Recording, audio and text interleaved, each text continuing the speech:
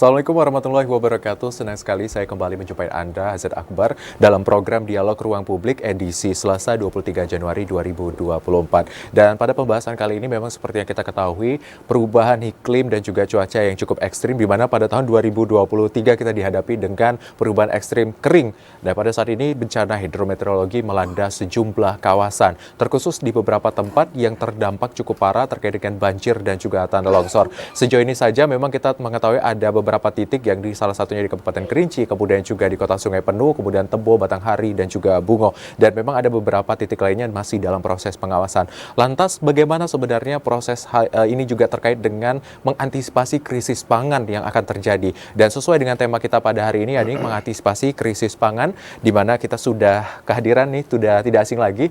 Beliau ini merupakan narasumber yang sering sekali berdiskusi bersama kita, apalagi terkait dengan bagaimana menghadirkan pangan dan juga pandangan terkait dengan pertanian yang lebih modern seperti itu. Dan ini kita sudah hadir Bapak Insinyur Rendra SPMSI. Selamat sore Pak. Selamat sore. Sehat Pak? Alhamdulillah sehat. Alhamdulillah sehat. Dan memang kita kalau membahas tentang topik ini sangat banyak ya secara holistik nantinya ya Pak Rendra ya. Bagaimana akhirnya memang dimensi ukurnya itu tidak hanya salah satu sisi, tetapi juga kita akan meniliknya secara keseluruhan. Dan untuk narasumber kita yang berikutnya nanti akan bergabung bersama kita melalui via Zoom, tetapi saat ini mungkin masih dalam kendara. Sudah terhubung dengan kami di sini. Ada Bapak Tito Rifano SPIM selaku Kadis Perikanan dan Ketahanan Pangan Kabupaten Kerinci. Selamat sore Pak. Ya, selamat sore Pak Azad. Baik, apa kabar Pak di sana Pak? Alhamdulillah, sekarang kondisi masih hujan, ya, iya. Baik Pak. Tapi masih kondusif Pak. Baik. Dan untuk saudara dan juga pemirsa yang ingin bergabung bersama kami dan langsung berdiskusi terkait dengan topik kita hari ini, yang ini antisipasi krisis pangan, langsung saja di 0741663385 atau di 0811743333. Kita langsung ke Pak Tito. Pak Tito, boleh diceritakan tidak Pak Tito, bagaimana situasi terkini terkait dengan situasi bencana hidrometeorologi yang terjadi di Kabupaten Kerinci khususnya Pak? Terima kasih Mas Azad. Ya. Kita mengetahui bahwa Kabupaten Kerinci sudah hampir 1 bulan ini diterpa ya musibah banjir dan longsor. Nah, tentunya hal ini mengakibatkan suatu efek ya pada masyarakat, di samping khususnya perekonomian masyarakat terganggu, dan tentu juga mengganggu aktivitas masyarakat sehari-hari, serta mengganggu pasokan ya pangan untuk masyarakat. Baik. Mungkin itu, Mas. Baik Pak Tito, sejauh ini berapa wilayah yang terdampak terkait dengan penghadiran ketahanan pangan ini sendiri Pak, yang baik itu jenis perkebunan ataupun perikanan Pak? Iya, ini kejadian ini hampir melanda di 18 kecamatan yang ada di Kabupaten Kerinci. Ini sudah hampir merata kecamatan kita terdampak dari bencana banjir dan longsor ini. Jadi sektor pertanian, perikanan, ya khususnya yang arealnya di pinggir sungai dan di pinggir Danau Kerinci ini terdampak terendam dan mengalami gagal panen atau puso. Begitu Mas. Baik. Sejauh ini tanaman pangan apa saja Pak yang terdampak Pak? Yang terdampak sekarang adalah mungkin di sektor pertanian, khususnya persawahan, dan juga di sektor perikanan, terlain kolam masyarakat dan keramba-keramba yang ada di areal Danau Kerinci. Baik, kita langsung ke Pak Rendra nih. Tadi kita sudah mendengar cerita dari Pak Tito, memang situasi terkini di Kabupaten Kerinci masih dalam fluktuatif. Memang curah hujan tidak bisa diprediksi dan juga beberapa area yang terdampak. Kalau menilai dari situasi saat ini, sebenarnya bagaimana seharusnya kita dalam meminimalisir dan juga mitigasi nih terkait dengan bagaimana pangan ini tidak terpengaruh ketika bencana terjadi? Oke, baik. Terima kasih, selamat sore kita semua. Masalah kebanjiran, kekeringan itu kan sudah rutinitas ya. Masalahnya kita tidak pernah melihat ada membahas solusi sebelum kejadian gitu ya. Artinya perlu perhatian serius gitu ya. Saat ini saja ya kita melihat krisis antisipasi cuaca terhadap pertanian begitu sudah berdampak gitu loh. Kejadiannya setelah kejadian baru kita bahas gitu ya. Nah, artinya memang belum ada sistem yang baik, yang tepat, efektif bisa kita lihat di lapangan bagaimana krisis-krisis seperti ini bisa diatasi sebelum dimitigasi dengan baik, kemudian direncanakan dengan baik terhadap antisipasi. Namanya antisipasi berarti sebelum kejadian. Nah, kalau sudah kejadian bukan antisipasi lagi. Sekarang dampak dari yang perlu diantisipasi adalah dampak terhadap krisis pangan sebenarnya gitu. Karena apa? Di Kerinci saja keadaan sekarang saya lihat ada 45.000 ton produksi itu padi yang tidak bisa dipanen. Dari sekitar 94.000 ton yang ada di Kerinci, sepertiganya di Provinsi Jambi itu ada di Kerinci. Jadi 45.000 ton nggak bisa dipanen gitu loh. Nah, ini kan persoalan yang sangat mendasar nih. Apalagi momen ke depan terkait dengan momen mau masuknya bulan puasa, bulan Ramadan. Ini kan sementara masyarakat petani di Kerinci ya mengandalkan konsumsi hidup hari-harinya itu dari hasil budidaya padinya sendiri gitu loh. Nah, ini problem yang serius ya. Kalau kita lihat di Provinsi Jambi ini selain Kerinci, Sungai Penuh ada di Tanjung Jabung Timur ya, sentra-sentra tanaman padi ini. Nah, persoalannya ini memang kompleks, saya melihat gitu ya, kompleks. Karena apa? Kalau kita bicara hanya dari satu sektor saja, itu tidak bisa mampu untuk mengatasi masalah krisis pangan. Karena apa? Karena kalau kita bicara soal banjir terkait dengan memang pengaruhnya oleh cuaca, tapi dia disebabkan juga oleh faktor lingkungan gitu. Ada faktor hutan di Kerinci itu sebagai hutan yang saat ini selain illegal logging juga aktivitas peti juga semakin mewabah di Kerinci gitu loh. Nah, itu sebagai faktor penyebab utama kenapa Kerinci itu sekarang potensi banjirnya tinggi. Begitu debit hujan menengah saja, sedang saja itu sudah mengancam gitu.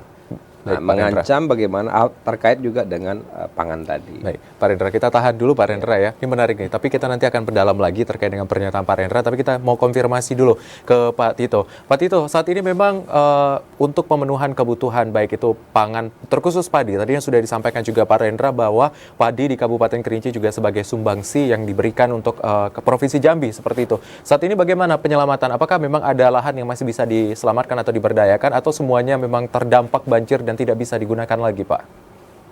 Ya, terima kasih. Memang betul disampaikan oleh narasumber kita Pak Rendra.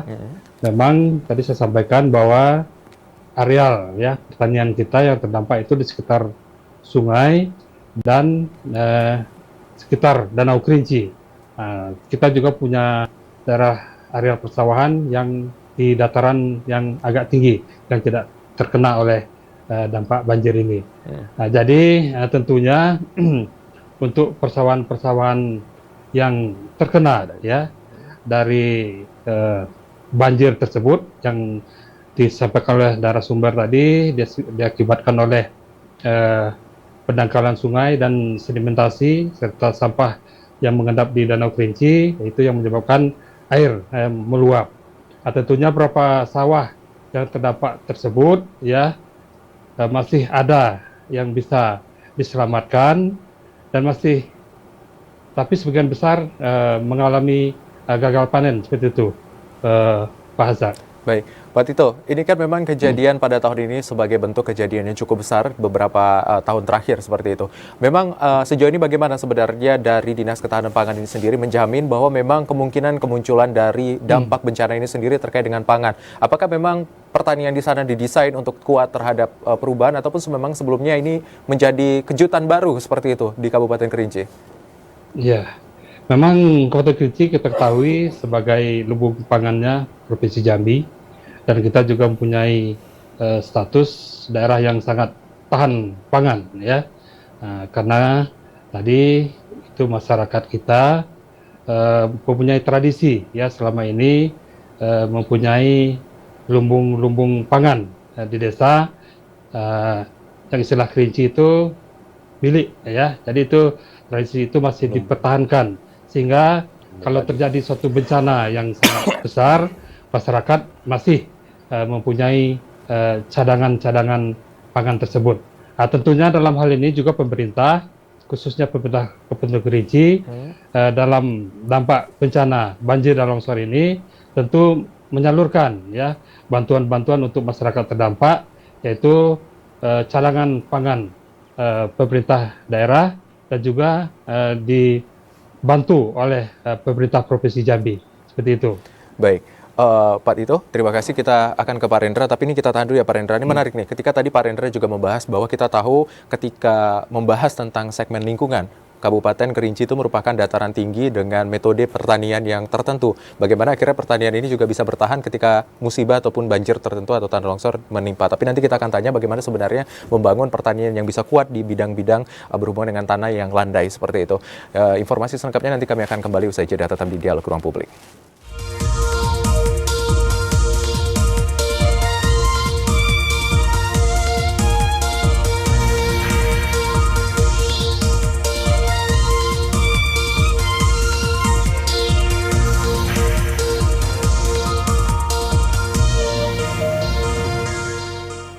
Baik, terima kasih saudara, Anda masih menyaksikan Dialog Ruang Publik dan pembahasan kita masih berlanjut terkait dengan bagaimana sebenarnya ketika situasi bencana ini sebenarnya bisa dimitigasi, atau lagi ketika sudah terjadi bagaimana langkah yang harus diambil. Kita melanjutkan pembahasan tadi, Pak Rendra. Pak Tito memang menyampaikan banyak perubahan lingkungan yang terjadi di Kabupaten Kerinci. Salah satunya ada pendangkalan dan juga yang tadi disampaikan Pak Rendra juga illegal logging, kemudian peti dan lain-lain. Sebenarnya ketika kita membahas tanaman pangan, mungkin tadi sudah disampaikan juga Pak Rendra berbeda seperti itu dengan hortikultura. Mungkin tempat posisi dan lain-lain. Tapi ketika membahas tadi tanaman padi yang memang mayoritas ditanam di aliran sungai, itu sebenarnya bagaimana seharusnya petani ataupun juga pemerintah ini melihat seperti itu, Pak? Ya, yang harus dilakukan pemerintah maupun petani adalah dia harus sadar terhadap iklim, ya kan gitu loh. Bagaimana cerdas berusaha tani, cerdas berwawasan iklim yang baik.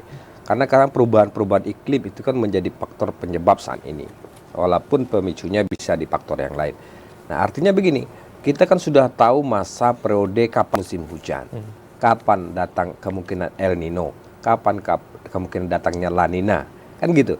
Artinya soal pendangkalan segala macam itu tadi, yang masalah sungai tadi, kan harusnya bisa dinormalisasi pada musim kemarau, ya kan gitu. Kalau udah memprediksi potensi akan banjir pada musim hujan, maka di musim kemarau itu harus dilakukan normalisasi sungai. Atau dibuat tanggul-tanggul yang tinggi gitu loh, normalisasi sungai.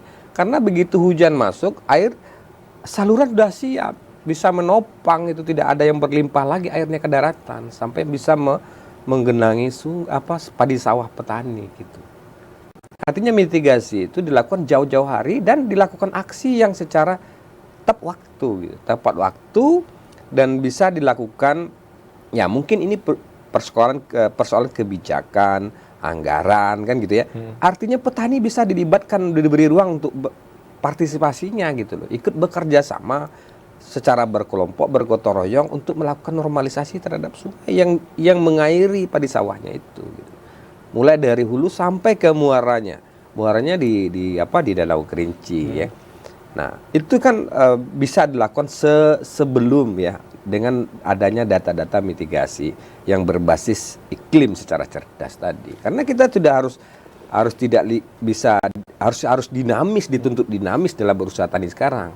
Artinya wawasan terhadap perubahan iklim harus menjadi dasar kita dalam menentukan kebijakan-kebijakan, baik itu yang dilakukan oleh pemerintah maupun oleh petani itu sendiri gitu loh.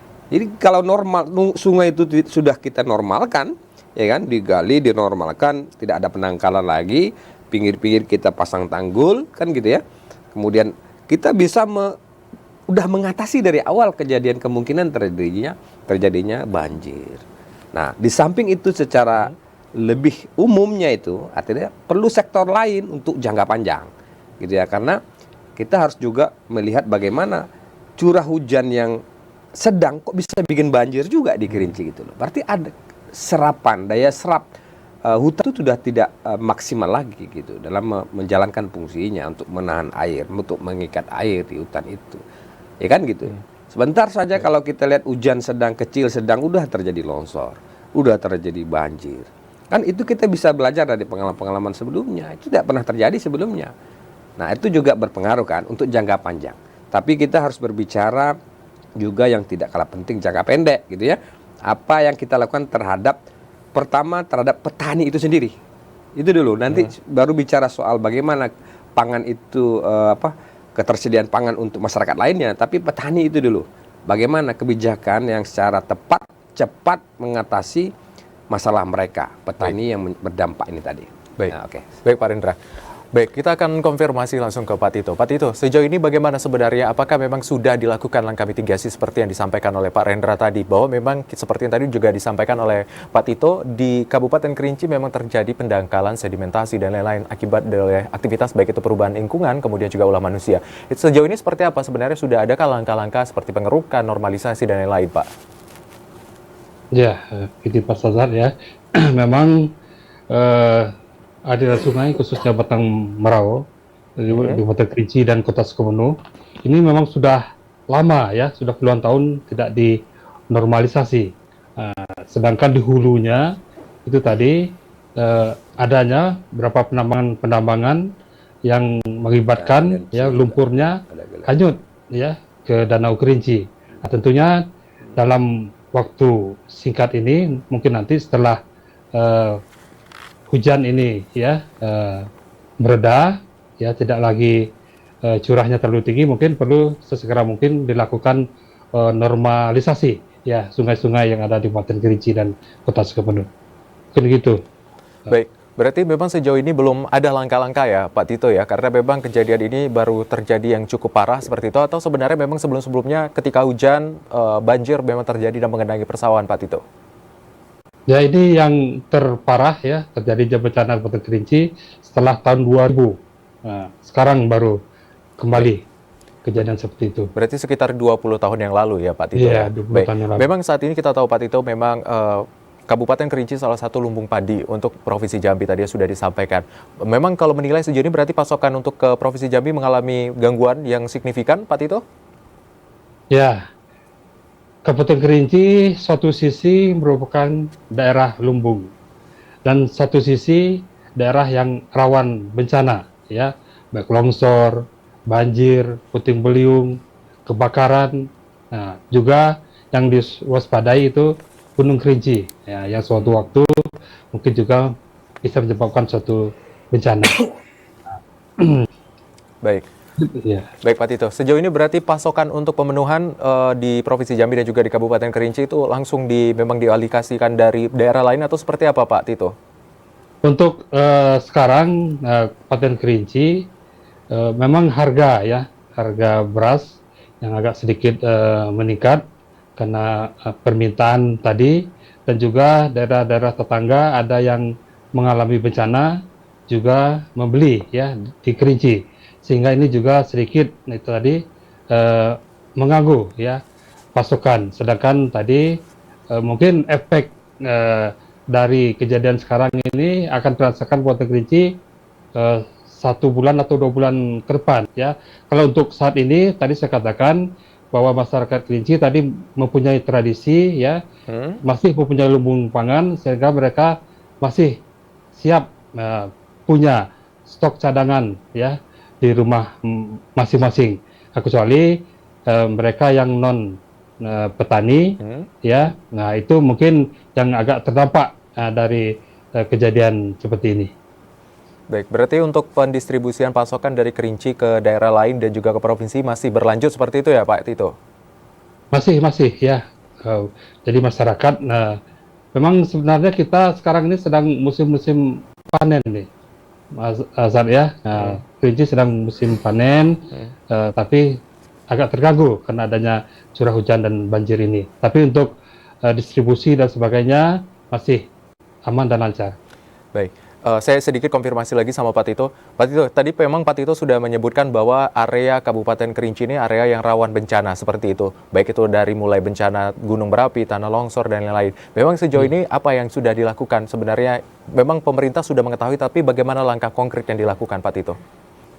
Ya, dari pemerintah daerah tentu kemarin ya, kami sebelum bencana ini Bapak PJ Bupati Kerinci beserta BPBD sudah melakukan apel siaga ya, bahwa hal ini sudah kita prediksi ya kejadian bencana ke depan.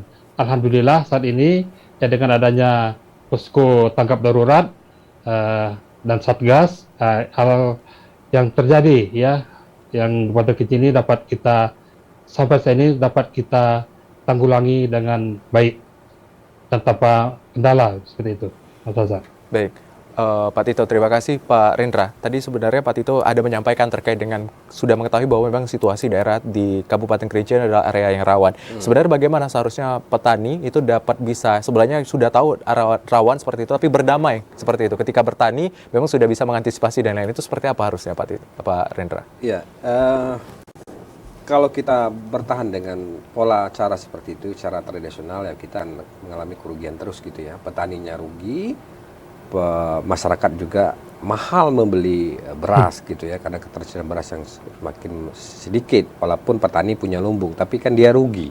Walaupun dia udah investasi produksi per hektarnya berapa, lalu begitu panen nggak bisa panen. Nah, kerugiannya udah besar gitu ya. Walaupun dia punya stok untuk pangan sendiri, tapi kan kalau dijual di pasar pasti jadi langka dan jadi mahal. Hukum pasar bisa berlaku. Nah, petani seperti itu tidak bisa lagi dipertahankan ya. Artinya petani secara tradisional harus menjadi petani yang smart gitu ya. Petani yang smart, bagaimana segala situasi potensi kegagalan panen gitu ya, terhadap hama penyakit dan ancaman lainnya itu bisa disiapkan segala sesuatunya untuk mengantisipasi sebelum itu. Walaupun sebenarnya soal ketahanan pangan ini kan tanggung jawab pemerintah ya, baik pusat daerah. Tapi petani juga harus cerdas gitu ya. Bagaimana bekerja sama kolaborasi dengan pemerintah mengatasi seperti tadi saya bilang, bagaimana dia melakukan kerjasama gotong royong setiap kelompok tani. Ayo kita turun ke lahan, membersihkan, menormalkan sungai untuk menghadapi ancaman-ancaman itu. Kalau semua kelompok tani turun, anggota-anggotanya ikut terlibat di situ, maka lumayan besar gitu ya kontribusinya terhadap bagaimana bisa membantu pemerintah juga dan mereka sendiri. Tapi yang tidak kalah penting adalah bagaimana kebijakan pemerintah yang harusnya lebih optimal gitu ya, memberikan keamanan di dalam petani berusaha tani gitu. Karena walau bagaimanapun ada faktor-faktor yang berkaitan dengan misalnya penegakan hukum, misalnya penertiban tadi seperti ada tambang-tambang galian C yang dibilang Pak Kadis itu kan di daerah hulu ada tambang galian C ya. Galian C itu yang kerikil batu-batu kecil itu juga itu menyebabkan terjadi sedimentasi. Nah, sekarang persoalan apakah mereka sudah melakukan kegiatan penambangan sesuai dengan aturan atau belum? Gitu ya. Itu harus dicek. Kalau tidak salah dulu pernah jadi polemik juga itu di Kerinci. Ya, saya dengar di media. Nah, kan itu harus dikonfirmasi kalau mereka sudah tidak taat terhadap lingkungan. Karena pembangunan sekarang tidak bisa lagi, kita harus berorientasi kepada Triple P, tidak hanya ngurus ekonomi, tapi sosial dan lingkungan harus sejalan, seimbang. Ketika satu gagal, maka dampaknya ekonomi gagal, sosial pun gagal. Artinya memang ini harus dipahami secara bersama oleh tidak hanya pemerintah, masyarakat, pengusaha gitu ya, yang terlibat di situ. Harus patuh juga mereka terhadap peraturan yang seharusnya menjadi kewajiban mereka. Apakah mereka punya izin?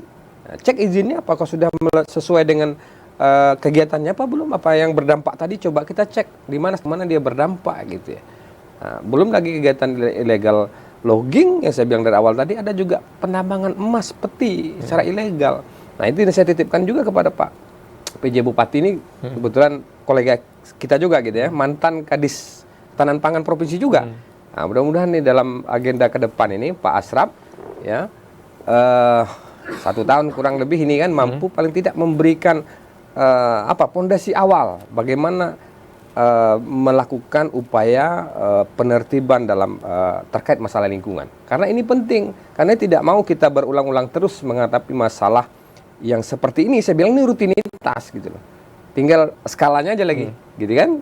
Skalanya besar, sedang. Apalagi saya dengar tadi di radio ya, saya sambil di perjalanan mendengar radio bahwa dari BMKG sudah memberikan informasi ke depan ini kan terjadi hujan terus, antara ringan ke berat gitu loh, ke tinggi curah hujannya. Nanti kan harus semakin takutnya dari 45.000 ton yang tadi tidak bisa panen bisa bertambah gitu loh. Artinya nah ini yang harus disikapi secara serius, secara jangka pendek, yang menengah maupun jangka panjang. Sekira itu. Pak Rendra, kita ke Pak Tito kembali. Pak Tito, ini memang tadi sudah Pak Tito menyampaikan bahwa banyak unsur terkait dengan dimensi-dimensi yang menjadi tolak ukur ketika memang terjadi suatu bencana di suatu daerah dengan pangan dan pertanian. Memang sejauh ini bagaimana sebenarnya Dinas Perikanan dan juga Ketahanan Pangan yang sudah dilakukan untuk memberikan informasi baik itu dari prediksi BMKG kemudian kolaborasi dengan unsur-unsur terkait dengan memang mengantisipasi kemungkinan terjadi bencana saat ini, Pak? Ya, begini, Mas Hasan ya. Tentunya tugas fungsi kami dari Dinas Ketahanan Pangan ya, karena kita ketahui Kabupaten Kerinci bukan hanya memproduksi padi ya, Kerinci juga memproduksi seperti kentang, ubi, jagung ya. Jadi kita mengharapkan ke depan nanti mungkin masyarakat bisa mulai berubah pola ya makannya, hidupnya ya, itu jangan kita tergantung 100% kepada beras atau nasi. Nah, mungkin ini harus ya kita mulai ya tanamkan kepada masyarakat Kerinci. Nah, mari mungkin kita karena melihat saat ini penduduk bertambah, lahan ya pertanian semakin berkurang. Ya, tentunya kita harus membuat satu pola-pola inovasi-inovasi ke depan agar Kerinci tentunya masyarakatnya tetap sehat dan tidak kekurangan produksi ya pertaniannya ke depan. Mungkin itu. Baik, Pak Tito. Baik, terima kasih Pak Tito. Nanti kita akan lanjut lagi berdiskusi Pak Tito bagaimana nanti terkait yang sudah dilakukan program-program untuk pertanian agar memang siap menghadapi bencana. Dan Pak Rendra kita tahan dulu. Usai jeda kami masih akan kembali tetap di Dialog Ruang Publik.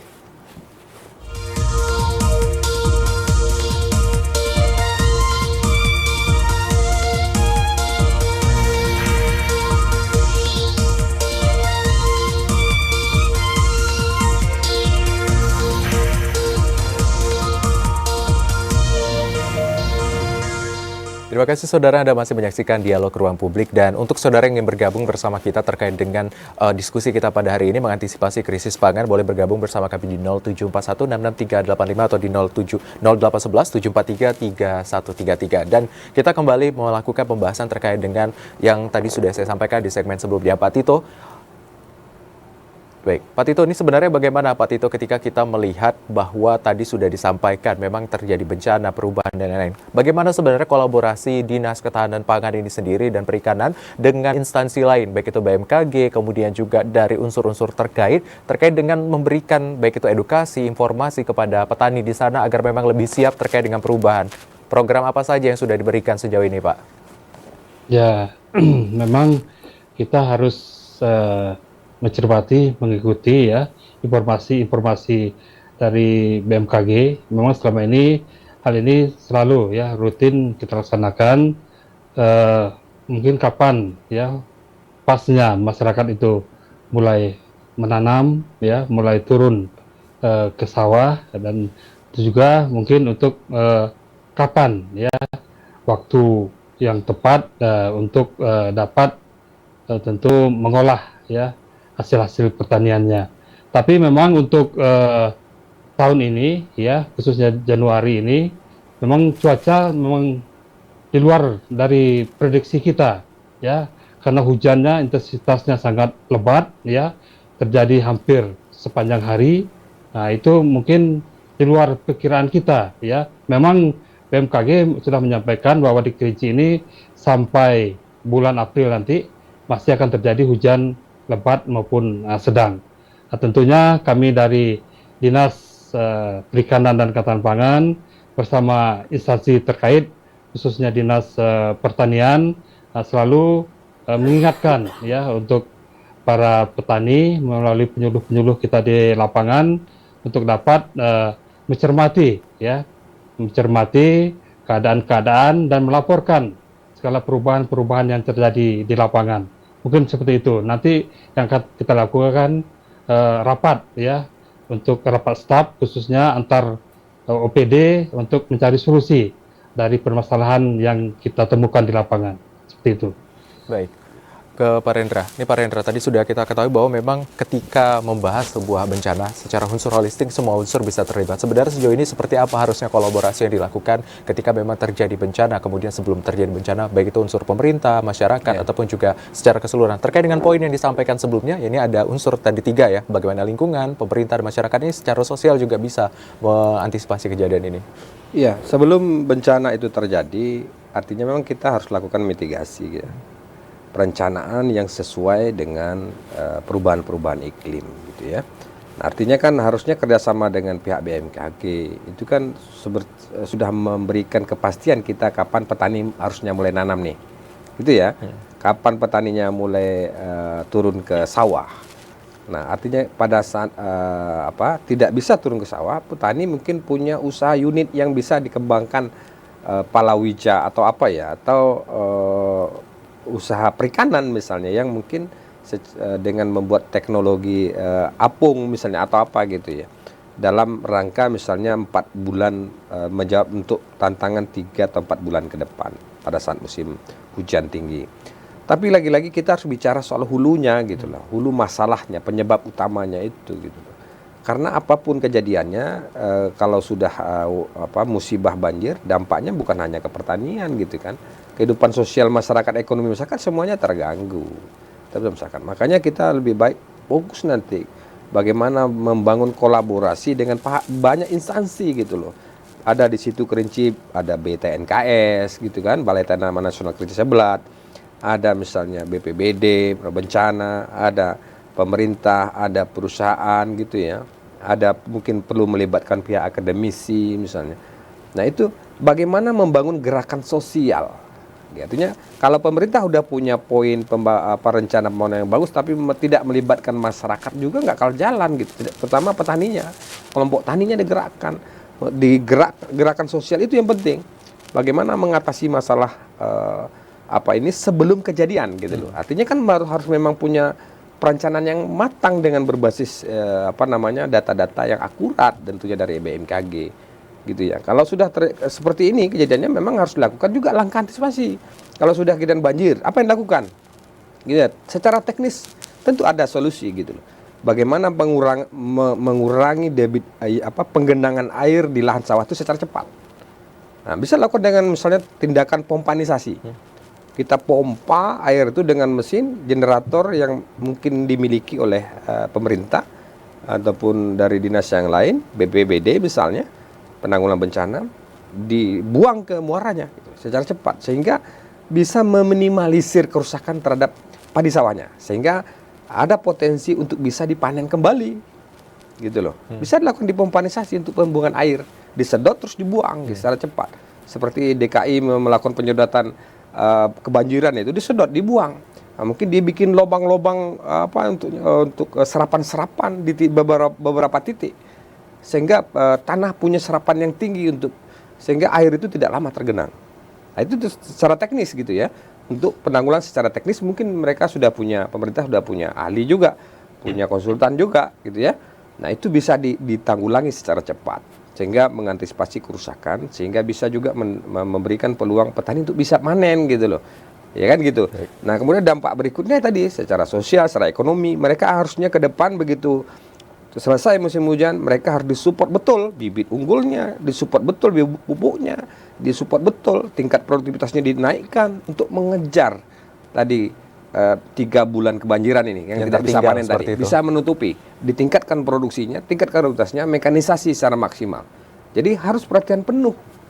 Jadi pemerintah tuh juga dialokasikan benar dinas pertanian ini untuk anggarannya harus betul-betul diperhatikan gitu. Baik. Kita akan langsung mengkonfirmasi ke Pak Tito. Sejauh ini bagaimana langkah penanggulangan yang sudah dilakukan untuk, ya kita sudah tahu memang terjadinya bencana ini sudah cukup beberapa pekan terakhir ini. Bagaimana penanggulangan dilakukan di sana Pak Tito agar memang dampak yang dirasakan tidak terlalu berimbas parah seperti itu sejauh ini Pak Tito?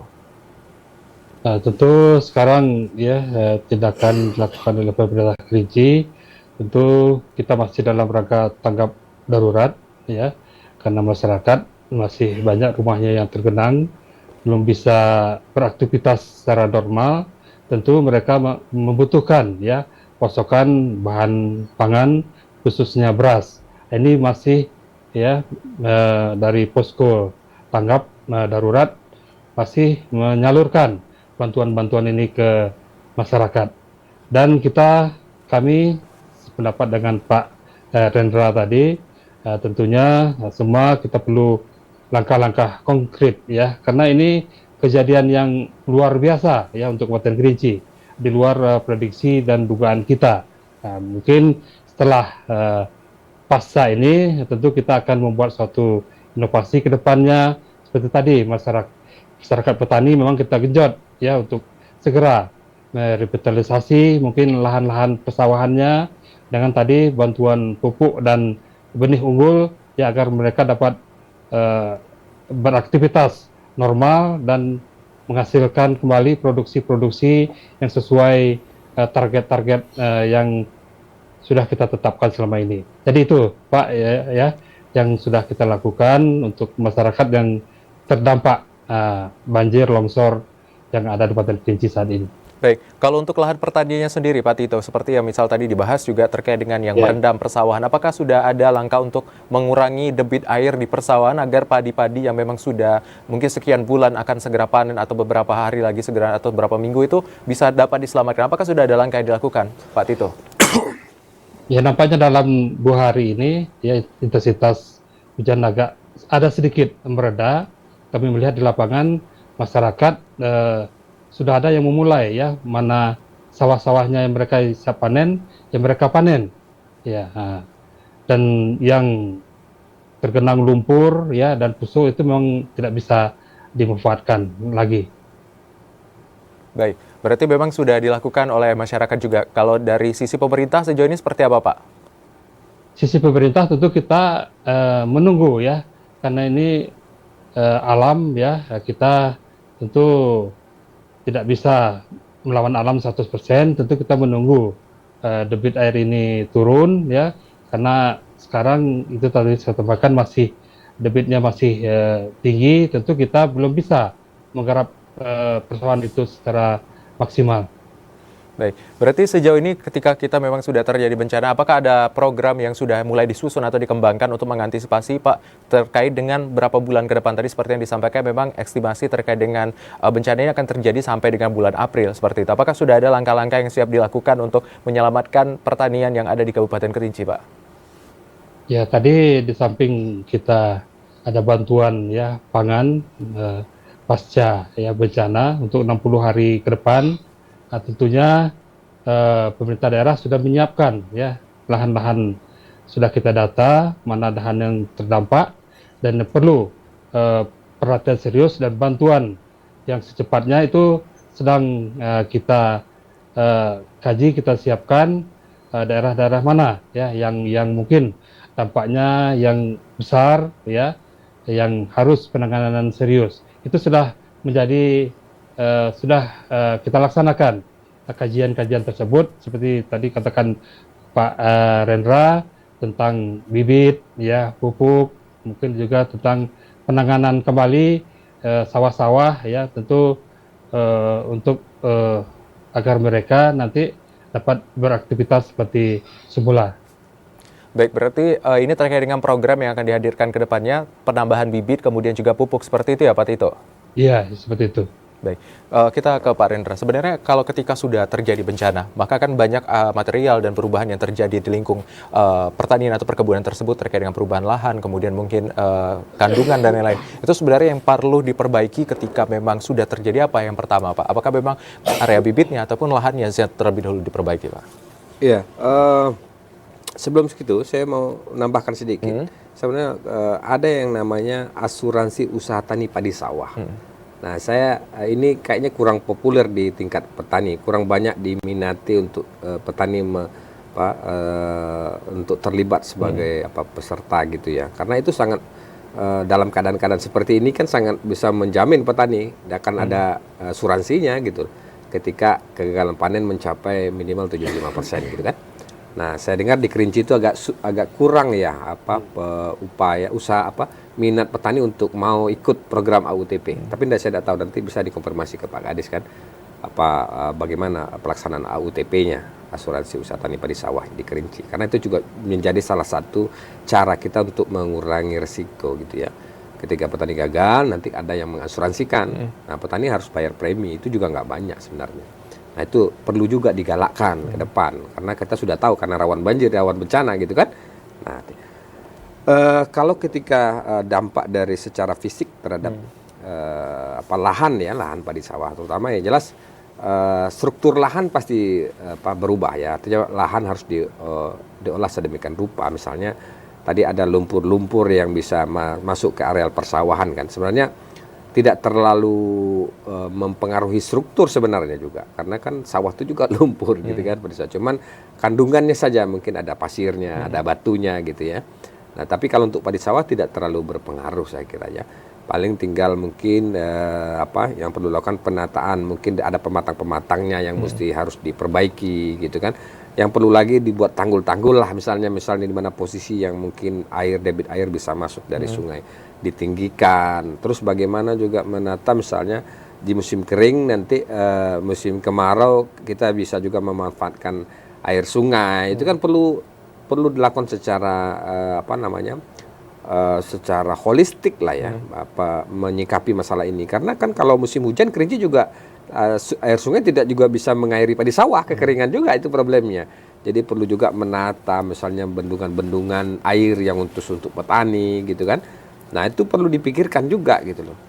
Nah, kalau dari sisi dampak teknisnya saya kira tidak terlalu banyak masalah sebenarnya. Malah mungkin satu sisi bisa memberikan kesuburan tanah juga gitu kan, pada tanah yang baru. Tapi ya artinya yang perlu dilakukan adalah ya petani harus membersihkan lahan sisa banjir gitu loh. Artinya kita membersihkan kan membutuhkan biaya dan energi juga gitu ya, waktu, energi, biaya juga harus dikeluarkan. Kita panen tapi nggak ada yang kita panen sebenarnya, membersihkan jatuhnya kan gitu ya.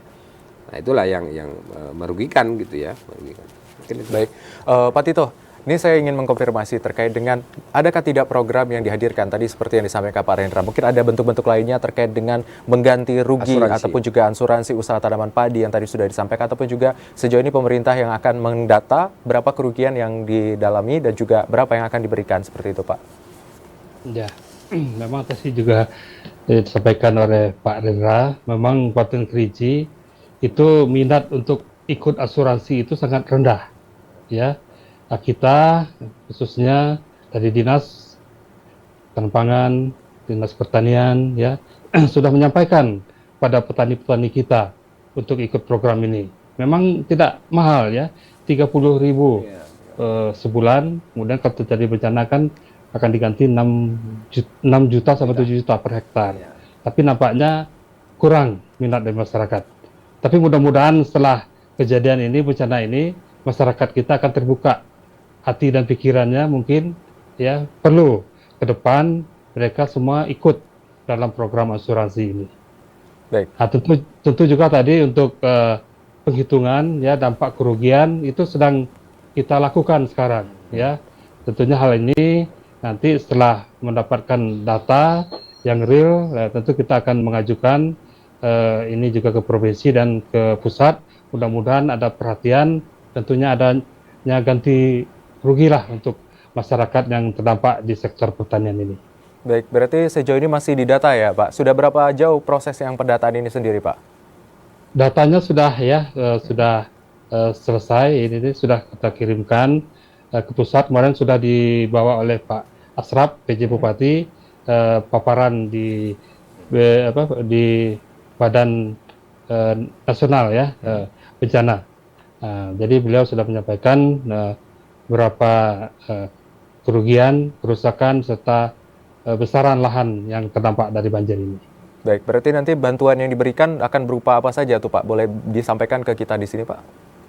Nah, tentu tadi kita harapkan ya bantuan ganti rugi itu berupa pupuk, benih, tentu juga untuk revitalisasi persawahan.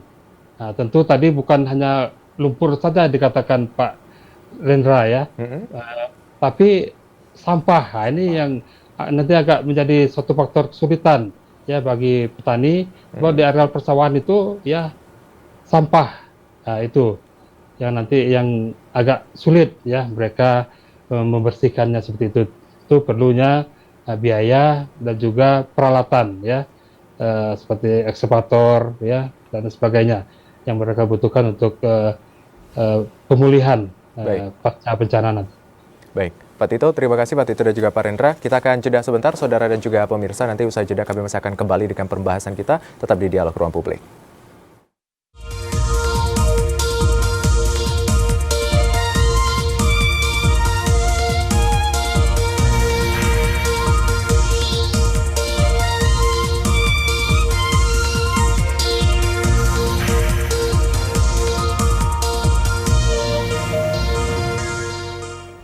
Terima kasih saudara Anda masih menyaksikan Dialog Ruang Publik dan tidak terasa pembahasan kita sudah berada di segmen terakhir. Memang terkait dengan kegiatan ataupun terjadinya bencana hidrometeorologi yang sekarang menimpa sejumlah daerah menjadi perhatian. Dimensinya banyak. Banyak itu terkait dengan bagaimana menanggulangi masyarakat dan juga yang paling penting saat ini kita bahas terkait dengan pangan seperti itu. Dan kita akan mendengarkan segmen terakhir bagaimana respon dan juga mungkin pesan yang disampaikan, rekomendasi dan lain-lain yang mungkin menjadi perhatian juga untuk pemerintah dan juga masyarakat. Boleh dari Pak Tito di Kabupaten Kerinci, silakan Pak Tito, ingin menyampaikan apa singkat saja? Tentu setelah bencana ini ya, kita perlu lahan-lahan ya kembali kita optimalkan, dan khususnya lahan tidur ya yang masih banyak di Kabupaten Kerinci mungkin bisa kita jadikan areal persawahan ke depannya. Dan yang kedua mungkin tadi saya sampaikan diversifikasi pangan ya, jangan masyarakat tergantung 100% makan nasi dan atau beras ya, tentu kita harus mencari sumber-sumber protein lainnya seperti umbi-umbian dan sebagainya. Tentunya juga kami mengharapkan untuk bencana di Kerinci ini ya cepat berakhir. Tentunya kami sangat membutuhkan bantuan baik dari provinsi maupun pusat agar masyarakat Kerinci setelah pasca bencana ini dapat kembali beraktivitas dan dapat menggali lahan persawahan mereka secara optimal. Mungkin itu. Baik, terima kasih Pak Tito. Boleh ke Pak Rendra, singkat saja mungkin ingin disampaikan sebagai rekomendasi dan lainnya Pak. Ya, kejadian bencana seperti ini kan harusnya menjadi pelajaran betul bagi kita bahwa pembangunan itu tidak bisa hanya dilihat dari satu sisi. Kita tidak bisa hanya mengejar profit oriented, tapi juga harus melihat sisi lingkungan, dari sisi sosial. Nah, petani kita harus smart gitu ya. Petani kita harus betul-betul memiliki wawasan iklim yang baik. Itu juga harusnya dibantu oleh pemerintah melalui tenaga lapangannya, PPL di lapangan. Itu harus dibimbing, dibina gitu ya. Sehingga walaupun namanya keadaan alam, kita mampu untuk mempersiapkan antisipasi dengan baik.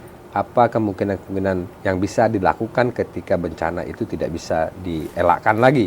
Tapi tanpa, artinya sebelumnya sudah ada persiapan-persiapan tentunya. Baik dari sisi usaha taninya, baik dari sisi mungkin kita membuat alternatif usaha lain, atau kita membangun apa tadi yang tidak kalah penting adalah bagaimana sektor-sektor lingkungan ya, bagaimana hutan itu dijaga, ditertibkan, penegakan hukum yang tegas, itu masyarakat yang harus juga digerakkan secara sosial untuk berpartisipasi, mendorong agar kegiatan-kegiatan yang bisa menyebabkan kerusakan lingkungan yang berdampak pada kegiatan usaha pertanian ini bisa diatasi. Saya kira itu. Terima kasih. Baik, terima kasih. Sebelumnya kami ucapkan juga kepada Bapak Tito Rifano SPIM, ya, selaku Kadis Perikanan dan juga Ketahanan Pangan Kabupaten Kerinci.